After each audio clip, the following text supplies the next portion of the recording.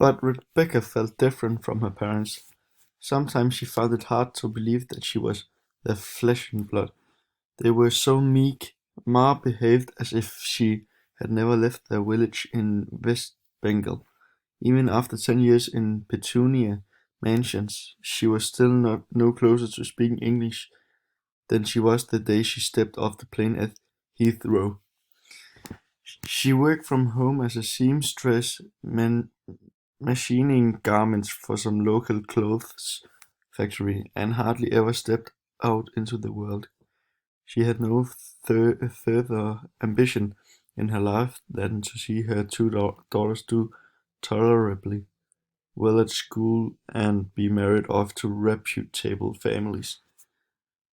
Baba, on the other hand, worked for London Transport as a bus conductor, and he was much more worldly wise. But again, it was as if his life outside the home was a separate, almost pretend life. When they were younger, Rebecca and Savitri loved going to work with him in the holidays, sitting chatting with the no, sitting at the front of the top deck, pretending to drive the bus. Rebecca watched her father closely, then chatting with the passengers, calling them the woman Love and Dearie, joking with everyone.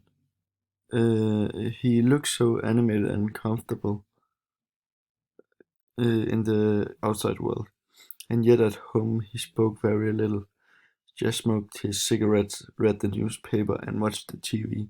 He refused to speak in English at home, saying that his jaws ached from yakking in the foreign language all day, and he never allowed Rebecca and Savitri out after 6. He said that they would lose their culture by mixing with all those local ruffians.